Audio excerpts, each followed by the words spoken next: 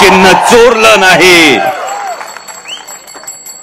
म्हणजे काल परवापर्यंत जे उल्लेख करत असताना तुम्ही माझा करत होता, ज्यांनी छत्रपती संभाजी महाराजांचा खरा इतिहास लोकांसमोर आणला.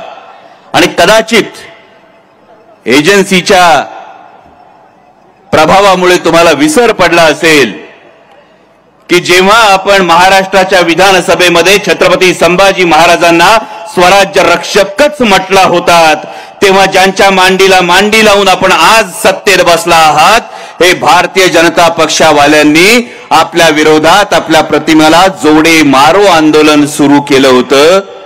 हे जोडे मारो आंदोलन सुरू केलेलं असताना छातीचा कोट करून तुमची बाजू मांडणारा हा अमोल कोल्हे होता.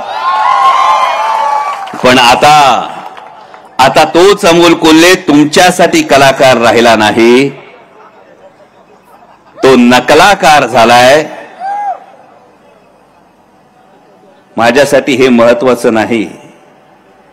अमोल कोल्हेला कलाकार म्हणण्याच्या ऐवजी तुम्ही नकलाकार म्हणता, हे अमोल कोल्हेसाठी महत्वाचं नाही. अमोल कोल्हेसाठी हे महत्वाचं आहे की भले त्याला नकलाकार म्हणू देत, पण त्याला कोणी गद्दार म्हणत नाहीत, हे महत्वाचं आहे. आणि म्हणून आज आवर्जून आलोय, कारण ही निवडणूक मात्र अमोल कोल्हेवर कोण काय बोलायची नाहीच आहे.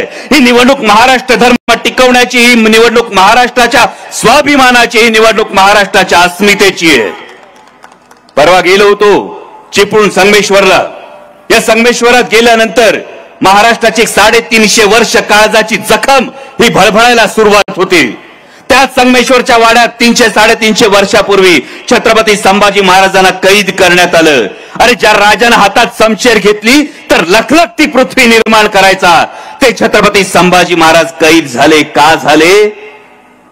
गद्दारीमुळे झाले. आणि छत्रपती संभाजी महाराज गद्दारीमुळे कैद झाले, याची किंमत महाराष्ट्राला चुकवावी लागली.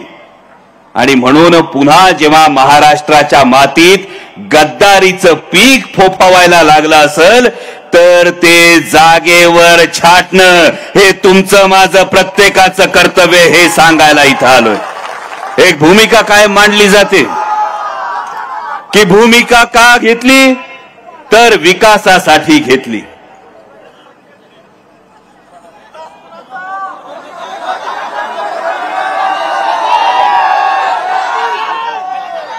आता मला काल सल्ला दिला होता, बाबा चष्मा तपासून बघ.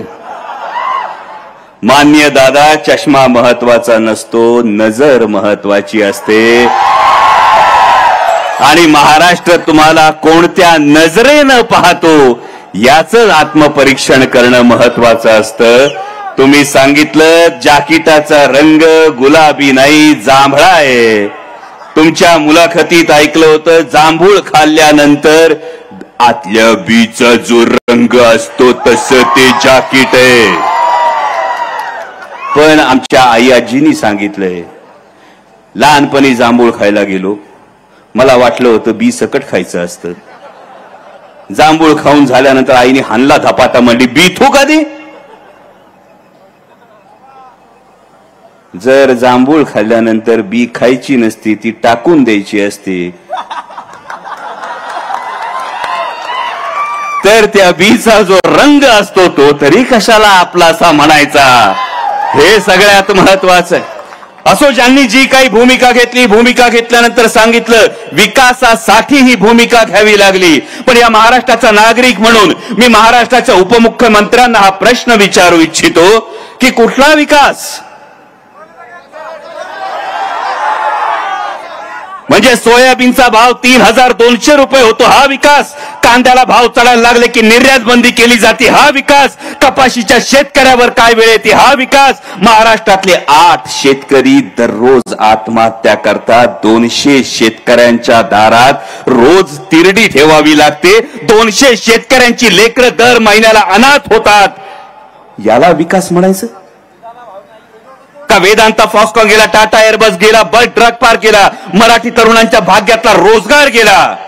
हातातोंडचा रोजगार गेल्यानंतर त्या उदास झालेल्या तरुणाईच्या चेहऱ्याकडे बघून आम्ही विकास समजायचं? का 2 महिन्यामध्ये 2000 माता भगिनी बेपत्ता होतात? जर महिन्याला 1000 माता भगिनी बेपत्ता होतात तर दादा याला विकास समजायचं का?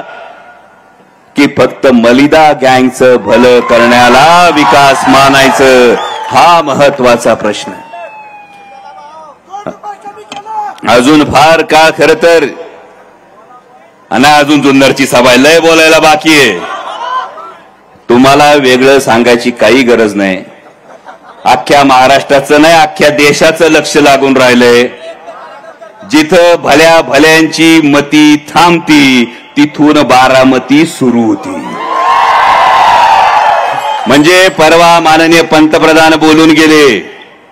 माननीय पंतप्रधान काय म्हणाले? मित्रों, महाराष्ट्र में हरियाणा होने वाला है. हरियाणात काय झालं माहिती का?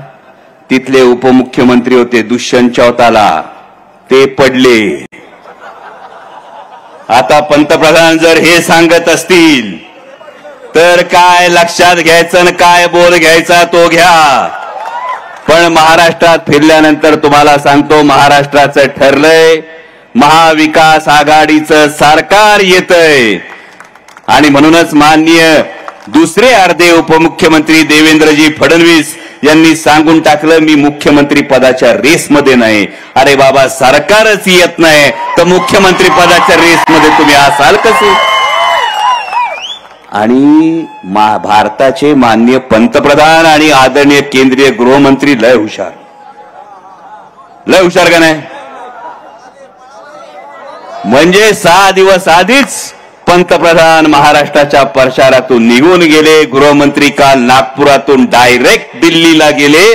का तर आता हे कळून चुकलंय, महायुतीचं सरकार काही येणार नाही. पण भावांनो, एवढंच सांगतो, लोकसभेला तुम्ही लय मोठा चमत्कार घडवलात. लोकसभेला हा एवढा मोठा चमत्कार तुम्ही घडवत असताना आता विधानसभेला आणखी 2 दिवस बाकी आहेत.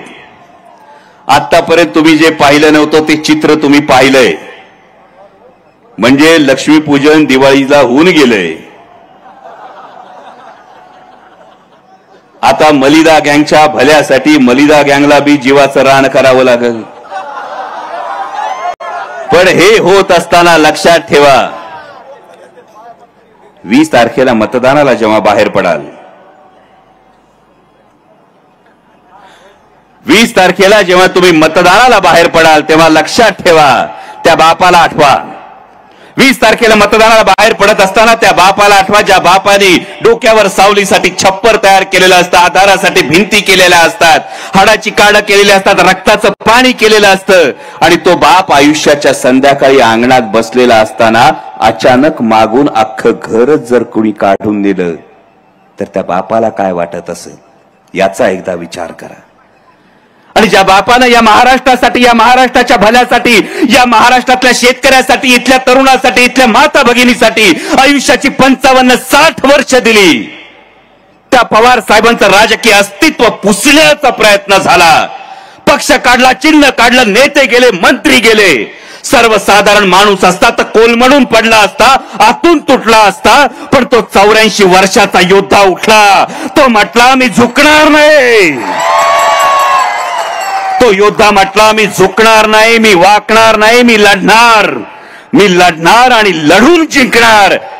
भावांनो, त्या बापाची निवडणूक आहे, लक्षात ठेवा. त्या बापासाठी लढायचंय, कारण जगात काही झालं तरी बापाला कधी विसरायचं नसतं. त्याच्या सुरकुतलेल्या चेहऱ्यात सुख होऊन व्हायचं असतं. आणि आयुष्याच्या संध्याकाळी कधी बापाला हरवू द्यायचं नसतं. एवढीच तुम्हाला प्रत्येकाला आण आहे.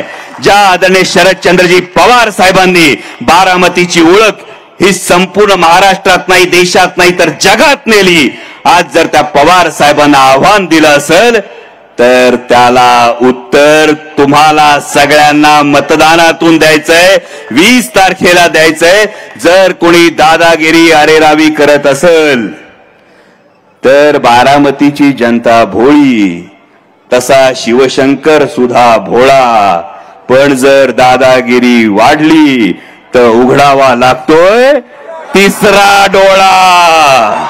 आणि हा संकेत नियतीचा 3 नंबरचं युगेंद्र दादाच्या नावापुढचं बटन दाबून तुतारी वाजवणाऱ्या माणसासमोरचं बटन दाबून युगेंद्र दादांना प्रचंड मताधिक्याने विजयी करा. इतिहास घडवण्याची संधी आहे आणि हा इतिहास या मातीत तुम्ही घडवाल असा विश्वास व्यक्त करतो आणि तुमची रजा घेतो. धन्यवाद. जय शिवराय.